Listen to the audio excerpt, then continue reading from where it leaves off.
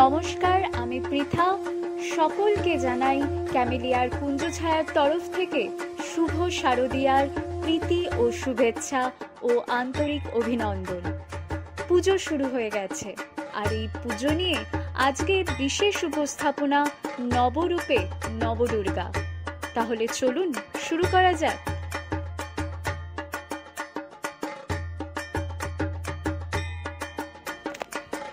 নবরাত্রি হলো একটি বার্ষিক হিন্দু উৎসব যা দেবী দুর্গার সম্মানে পালন করা হয়, যা আদি পরাশক্তির একটি দিক, সর্বোচ্চ দেবী। শৈব ও শাক্তদের জন্য দুর্গা একটি রূপ বা প্রকৃতপক্ষে দেবী পার্বতী। এটি 9 রাত এবং 10 দিন জুড়ে বিস্তৃত হয়। প্রথমে চৈত্র মাসে, যা গ্রেগরিয়ান ক্যালেন্ডারের মার্চ ও এপ্রিল, এবং আবার আশ্বিন মাসে, যা সেপ্টেম্বর ও অক্টোবরে হয়। এটি বিভিন্ন কারণে পালন করা হয় এবং হিন্দু ভারতীয় সাংস্কৃতিক ক্ষেত্রে বিভিন্ন অংশে ভিন্নভাবে উদযাপন করা হয়। তাত্ত্বিকভাবে 4টি মৌসুমী নবরাত্রি রয়েছে। অনুশীলনে এটি বর্ষা পরবর্তী শারদীয় উৎসব, যাকে শারদা নবরাত্রি বলা হয়। পাশাপাশি 2টি গুপ্ত নবরাত্রি বা গোপন নবরাত্রি রয়েছে। একটি মাঘ মাসের শুক্লপক্ষ প্রতিপদে শুরু হয়, যা মাঘ গুপ্ত নবরাত্রি বলে পরিচিত, এবং আরেকটি আষাঢ় মাসের শুক্লপক্ষ প্রতিপদে শুরু হয়। ব্যুৎপত্তি এবং নামকরণ। নবরাত্রি শব্দের অর্থ সংস্কৃতে 9 রাত। নব মানে 9 এবং রাত্রি অর্থ রাত। তারিখ এবং উদযাপন।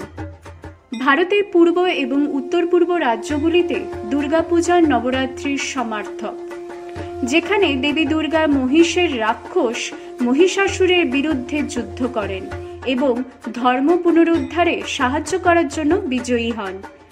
দক্ষিণের রাজ্যগুলিতে দুর্গা বা কালীর বিজয় উদযাপন করা হয়। পশ্চিমাঞ্চলীয় গুজরাট রাজ্যে নবরাত্রি উদযাপনগুলি আরতির দ্বারা গঠিত হয়। তারপরে গরবা হয়। সব ক্ষেত্রেই সাধারণ থিম হল দেবী মাহাত্ম্যের মতো আঞ্চলিকভাবে বিখ্যাত মহাকাব্য বা কিংবদন্তির উপর ভিত্তি করে মন্দের বিরুদ্ধে ভালোর যুদ্ধ এবং জয়। উদযাপন। উদযাপনের মধ্যে রয়েছে 9 দিনের 9টি দেবীর উপাসনা, মঞ্চসজ্জা, কিংবদন্তির আবৃত্তি, গল্পের রচনা এবং হিন্দু ধর্মের ধর্মগ্রন্থের জপ। 9 দিনগুলি হল একটি প্রধান ফসলের মৌসুমের সাংস্কৃতিক অনুষ্ঠান, যেমন প্রতিযোগিতামূলক নকশা এবং প্যান্ডেলগুলির মঞ্চায়ন। এই প্যান্ডেলগুলিতে একটি পারিবারিক পরিদর্শন এবং হিন্দু সংস্কৃতি, শাস্ত্রীয় এবং লোকনৃত্যের সর্বজনীন উদযাপন। হিন্দু ভক্তরা প্রায়ই উপবাস করে নবরাত্রি উদযাপন করেন। বিজয়া দশমী নামে অভিহিত চূড়ান্ত দিনে মূর্তিগুলোকে হয় নদী বা সমুদ্রের মতো জলাশয়ে নিমজ্জিত করা হয়, অথবা মন্দের প্রতীকী মূর্তিটিকে আতশবাজি দিয়ে পোড়ানো হয়, যা মন্দের ধ্বংসকে চিহ্নিত করে। এই সময়ে দীপাবলি আলোর উৎসবও জন্যও প্রস্তুতি নেওয়া হয়, যা বিজয়া দশমীর 20 দিন পরে উদযাপিত হয়। বিভিন্ন তারিখ। শাক্ত এবং বৈষ্ণব পুরাণের মতো কিছু হিন্দু গ্রন্থ অনুসারে নবরাত্রি তাত্ত্বিকভাবে বছরে 2 বা 4 বার পড়ে। এর মধ্যে সেপ্টেম্বর বিষুবের কাছে শারদা নবরাত্রি সবচেয়ে বেশি উদযাপিত হয়, যা সেপ্টেম্বর ও অক্টোবরে শরৎ বিষুব সময়ে হয়ে থাকে, এবং মার্চ বিষুব, যা মার্চ ও এপ্রিলের বসন্ত বিষুবের মধ্যে হয়ে থাকে, তা বসন্ত নবরাত্রি বলে পরিচিত এবং সংস্কৃতির পরবর্তী সবচেয়ে তাৎপর্যপূর্ণ। ভারতীয় উপমহাদেশ সব ক্ষেত্রেই নবরাত্রি হিন্দু চন্দ্রালোক মাসের উজ্জ্বল অর্ধেক পড়ে। হিন্দুদের সৃজনশীলতা এবং পছন্দের উপর ছেড়ে দিয়ে অঞ্চলভেদে উদযাপনগুলি পরিবর্তিত হয়। শারদা নবরাত্রি 4টি নবরাত্রির মধ্যে সবচেয়ে বেশি পালিত হয়, যার নাম শারদা, যার অর্থ শরৎ। এটি আশ্বিনী মাসের উজ্জ্বল পাক্ষিকের প্রথম দিনে শুরু হয়। প্রতি বছর এই মাসে একবার 9 রাতের জন্য উৎসব উদযাপন করা হয়। যা সাধারণত গ্রেগরিয়ান মাসে সেপ্টেম্বর ও অক্টোবরে পড়ে। উৎসবের সঠিক তারিখগুলি হিন্দু চন্দ্র সৌর ক্যালেন্ডার অনুসারে নির্ধারিত হয় এবং কখনো কখনো উৎসবটি সূর্য ও চাঁদের গতিবিধি এবং অধিবর্ষের সামঞ্জস্যের উপর নির্ভর করে একদিন বেশি বা একদিন কম অনুষ্ঠিত হতে পারে।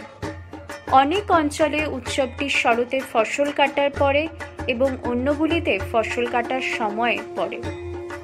উৎসবগুলি দেবী দুর্গা এবং অন্যান্য বিভিন্ন দেবী যেমন সরস্বতী এবং লক্ষ্মীর বাইরেও প্রসারিত।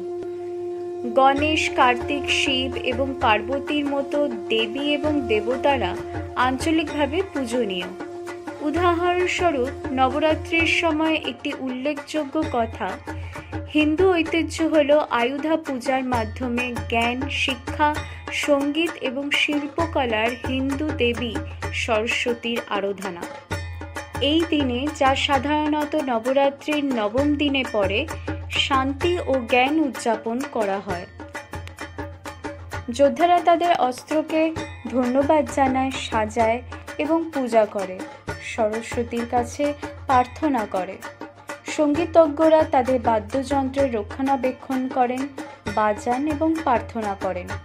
কৃষক, ছুতর, কামার, মৃৎশিল্পের কারিগর, দোকানদার এবং সমস্ত ধরনের ব্যবসায়ীরা একইভাবে তাদের সরঞ্জাম, যন্ত্রপাতি এবং বাণিজ্যের সরঞ্জামগুলিকে সাজায় এবং পূজা করে। শিক্ষার্থীরা তাদের শিক্ষক এবং শিক্ষিকাদের সাথে দেখা করে, সম্মান প্রকাশ করে এবং তাদের আশীর্বাদ প্রার্থনা করে।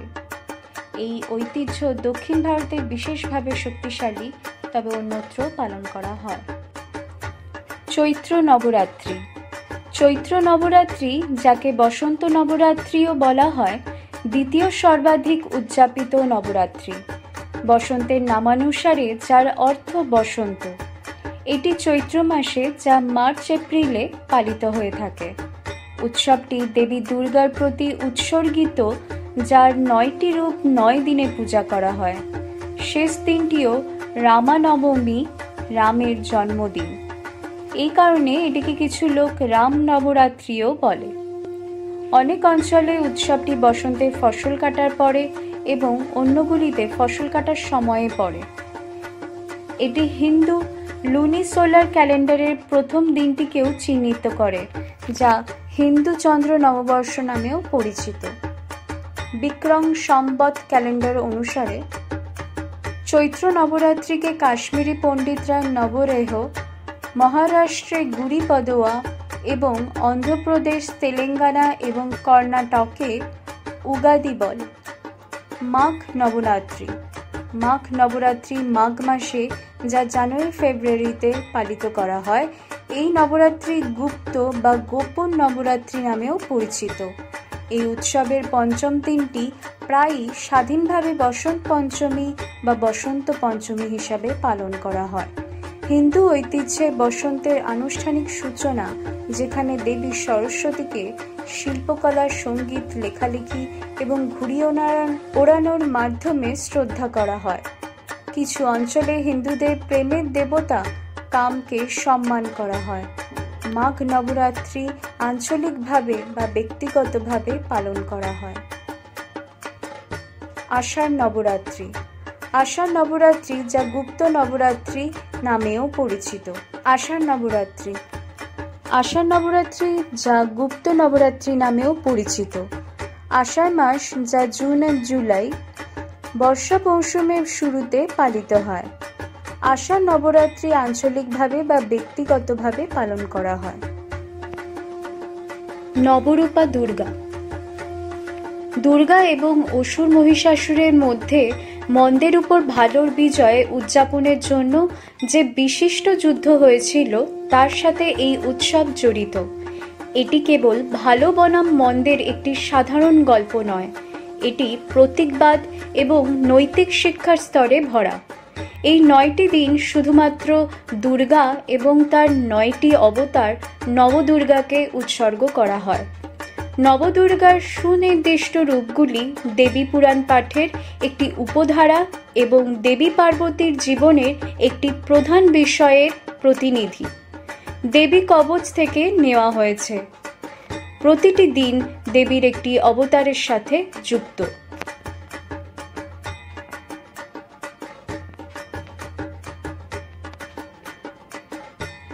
প্রথম দিন শৈলপুত্রী। প্রতিপদ প্রথম দিন হিসাবেও পরিচিত।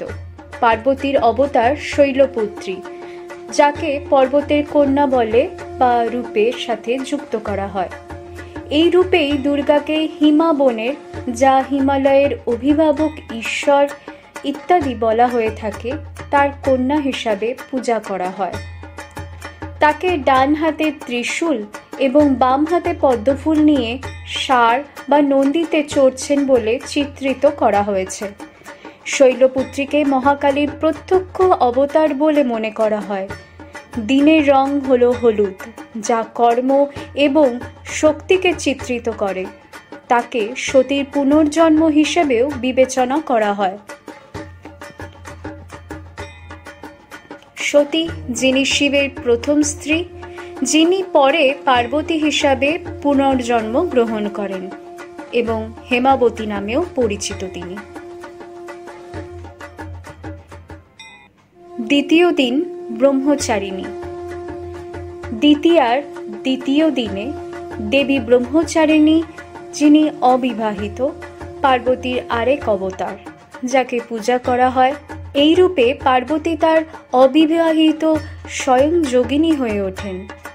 ব্রহ্মচারিণী মুক্তি বা মোক্ষ এবং শান্তি ও সমৃদ্ধির জন্য পূজা করা হয়। খালি পায়ে হাঁটা এবং তার হাতে একটি রুদ্রাক্ষ মালা বা জপমালা রয়েছে এবং একটি কমণ্ডলা, যা জলের পাত্র, ধারণ করা হিসাবে চিত্রিত। তিনি আনন্দ এবং শান্তির প্রতীক। সাদা এই দিনের রঙের কোট। কমলা রং, যা প্রশান্তির চিত্রিত করে, কখনো কখনো ব্যবহার করা হয় যাতে শক্তিশালী শক্তি সর্বত্র প্রবাহিত হয়। তৃতীয় দিন চন্দ্রঘণ্টা। তৃতীয়া বা তৃতীয় দিনে চন্দ্রঘণ্টার উপাসনাকে স্মরণ করা হয়। এই নামটি এসেছে শিবকে বিয়ে করার পর পার্বতী তার কপাল অর্ধচন্দ্র দিয়ে সজ্জিত করেছিলেন। তিনি সৌন্দর্যের মূর্ত প্রতীক এবং সাহসিকতারও প্রতীক। ধূসর হলো তৃতীয় দিনের রং, যা একটি প্রাণবন্ত রং এবং প্রত্যেকের মেজাজকে উৎসাহিত করতে পারে। চতুর্থীতে বা চতুর্থ দিনে দেবী কুষ্মাণ্ডার পূজা করা হয়। বিশ্ব ব্রহ্মাণ্ডের সৃজনশীল শক্তি বলে বিশ্বাস করা হয়। কুষ্মাণ্ডা পৃথিবীতে গাছপালা সমৃদ্ধির সাথে যুক্ত এবং তাই এই দিনের রং কমলা। তাকে 8টি বাহু বিশিষ্ট এবং একটি বাঘের উপর বসে দেখানো হয়েছে। পঞ্চম দিন স্কন্দমাতা। স্কন্দমাতা পঞ্চমীতে বা পঞ্চমীর দিন পূজিত দেবী। তিনি হলেন স্কন্দের বা কার্তিকের মা। সবুজ রং একজন মায়ের রূপান্তরিত শক্তির প্রতীক, যখন তার সন্তান বিপদের সম্মুখীন হয়। তাকে একটি হিংস্র সিংহে চড়ে 4টি বাহু বিশিষ্ট এবং তার শিশুকে ধারণ করে দেখানো হয়েছে। ষষ্ঠ দিন কাত্যায়নী। ঋষি কাত্যায়নে জন্মগ্রহণ করেন। তিনি দুর্গার একটি অবতার, যিনি মহিষদানবকে হত্যা করেছিলেন এবং তাকে সাহস প্রদর্শন করতে দেখানো হয়েছে, যা লাল রঙের প্রতীক। যোদ্ধা দেবী হিসেবে পরিচিত, তিনি দেবীর অন্যতম হিংস্র রূপ হিসেবে বিবেচিত হন। এই অবতারে কাত্যায়নী একটি সিংহে চড়ে এবং তার 4টি হাত রয়েছে। তিনি ষষ্ঠীতে বা ষষ্ঠ দিনে পালিত হয়ে থাকেন। পূর্ব ভারতে এই দিনে মহাষষ্ঠী পালন করা হয় এবং শারদীয়া দুর্গাপুজো শুরু হয়। সপ্তম দিন কালরাত্রি। দুর্গার সবচেয়ে হিংস্র রূপ হিসেবে বিবেচিত কালরাত্রি সপ্তমীতে পূজনীয়। এটি বিশ্বাস করা হয় যে পার্বতী অসুর শুম্ভ এবং নিঃশুম্ভকে হত্যা করার জন্য তার ফ্যাকাশে চামড়া সরিয়েছিলেন। দিনের রং রাজকীয় নীল। দেবীকে লাল রঙের পোশাকে বা বাঘের চামড়ায় রাগান্বিত ও জ্বলন্ত চোখ এবং গাঢ় ত্বকে চিত্রিত করা হয়েছে। লাল রং প্রার্থনার প্রতিনিধিত্ব করে এবং ভক্তদের ক্ষতি থেকে দেবীর সুরক্ষার আশ্বাস দেয় বলে বিশ্বাস করা হয়। অষ্টম দিন মহাগৌরী। মহাগৌরী বুদ্ধিমত্তা ও শান্তির প্রতীক। এটি বিশ্বাস করা হয় যে কাল রাত্রে যখন গঙ্গা নদীতে স্নান করেছিলেন তখন তিনি একটি উষ্ণ বর্ণ ধারণ করেছিলেন। এই দিনটির সাথে যুক্ত রংটি হল গোলাপি, যা আশাবাদকে চিত্রিত করে। তিনি অষ্টমী বা অষ্টম দিনে পালিত হন। পূর্ব ভারতে এই দিনে মহা অষ্টমী পালন করা হয় এবং পুষ্পাঞ্জলি, কুমারী পূজা ইত্যাদি দিয়ে শুরু হয়। এটি একটি অত্যন্ত গুরুত্বপূর্ণ তিথি এবং চণ্ডীর মহিষাসুর মর্দিনী রূপের জন্মদিন হিসেবে বিবেচিত হয়। নবম দিন সিদ্ধিদাত্রী। উৎসবের শেষ দিনে নবমী বা নবমী দিন নামেও পরিচিত। লোকেরা সিদ্ধিদাত্রী, যাকে পরিপূর্ণতা দাতা বলা হয়, কাছে প্রার্থনা করেন। এটি পদ্মের উপর বসে। তিনি সমস্ত ধরনের সিদ্ধির অধিকারী এবং দান করেন বলে বিশ্বাস করা হয়। তিনি প্রধানত 9 ধরনের সিদ্ধি প্রদান করেন। অ্যানিমা, যা নিজের শরীরকে পরমাণুর আকারে ছোট করার ক্ষমতা। মহিমা, একটি অসীম আকারে নিজের শরীরকে প্রসারিত করার ক্ষমতা। গারিম, যা ভারী বা ঘন হওয়ার ক্ষমতা। লঘিমা, যা বাতাসের চেয়ে ওজনহীন বা হালকা হওয়ার ক্ষমতা। প্রপ্তি, যা ইচ্ছা তা উপলব্ধি করার ক্ষমতা। প্রাকাম্য, পৃথিবীর যে কোনো স্থানে প্রবেশ করার ক্ষমতা।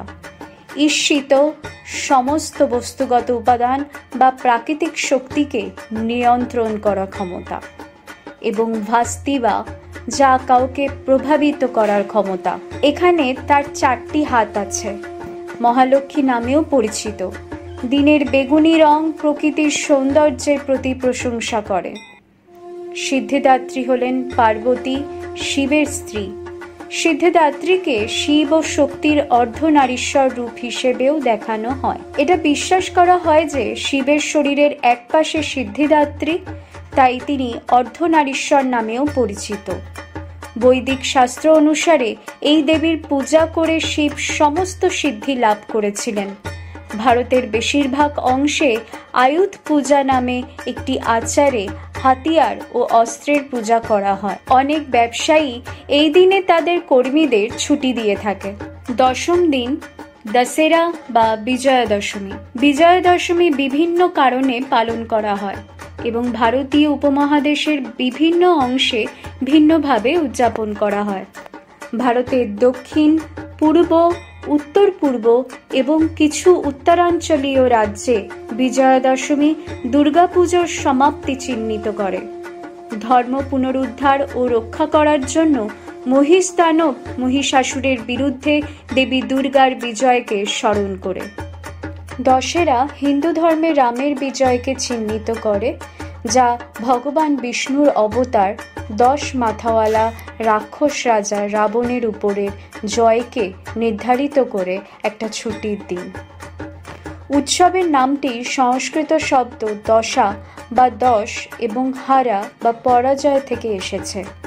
মন্দের উপর ভালোর বিজয়ের প্রতীক হিসেবে দশেরা হিন্দু ক্যালেন্ডার 7ম মাস আশ্বিন মাসের সেপ্টেম্বর-অক্টোবরে, যা পড়ে থাকে 10তম বা 10মতম দিনে পালিত হয়। পূর্ণিমার আবির্ভাবের সাথে উজ্জ্বল পাক্ষিক নামে একটি ঘটনা। দশেরা 9 দিনের নবরাত্রি উৎসবের সমাপ্তির সাথে এবং দুর্গাপূজা উৎসবের 10ম দিনের সাথে মিলে যায়। অনেকের জন্য এটি দীপাবলির প্রস্তুতির সূচনা করে, যা দশেরার 20 দিন পরে ঘটে। আঞ্চলিক অনুষ্ঠান।